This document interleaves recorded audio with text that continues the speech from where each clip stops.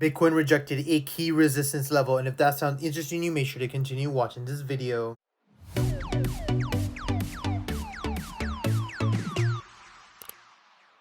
Hey guys, Pingu Charts here. Welcome back to another Bitcoin analysis video. As always, if you do enjoy my content, make sure to hit that like and subscribe button. As you guys can see on Bitcoin, we were trying to break above these exponential moving averages, but failed to see the volume. Yesterday, I mentioned the fact that it's going to be very crucial for Bitcoin to actually hold above these support levels and then see a wick to the upside, possibly retesting around that 17,600. As you guys know, this 17,600 was a very crucial support for Bitcoin, and you can see as soon as we tested that level, we failed to see that same wick formation that we saw on previous price analysis. If we were to zoom out of our charts, you can see that right over here we actually saw a three test beautiful move all the way up from 20.7.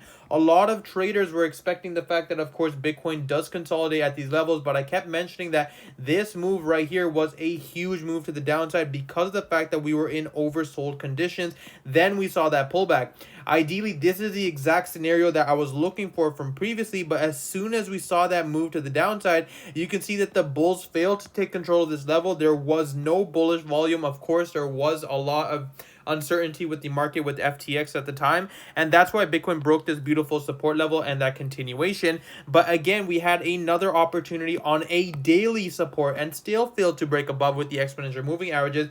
We have a few wicks to the upside, but still we are failing to see that volume come in, which is why I'm still leaning towards a bearish case scenario. I definitely don't think the bottom is in by any means just yet, and this 15.5 level is going to play as a very crucial support level for Bitcoin overall.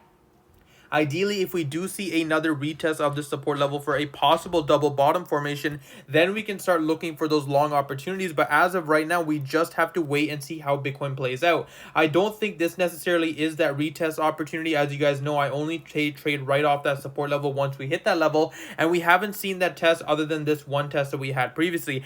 Once we do see that test and we do see that support line hold, then we can start looking for a possible long position. But of course, if Bitcoin does break below the support level and we see a pullback acting as resistance, then the next levels are laid out for you guys. These are of course extreme case scenarios for Bitcoin, but this would make a lot more sense for a bottom opportunity in my opinion, because of the fact that these are very, very important levels from the previous bull run, right? These were the levels that acted as resistance before we finally broke through and had that massive continuation up. So it would only make sense for these levels to actually act as support before we actually continue pushing forward.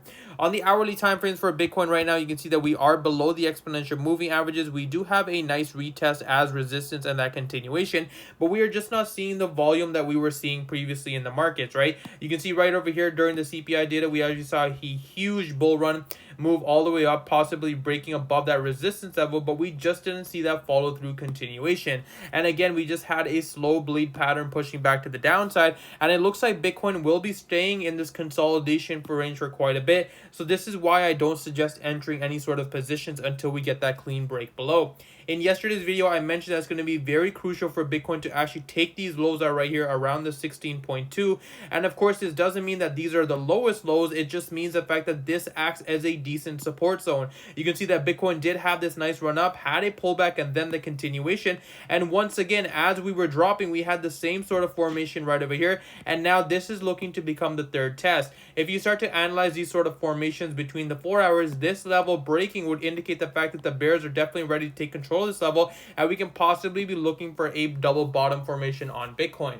That's pretty much all I have for you guys today. As always, if you do enjoy my content, make sure to hit that like and subscribe button, and I hope you guys have a wonderful day.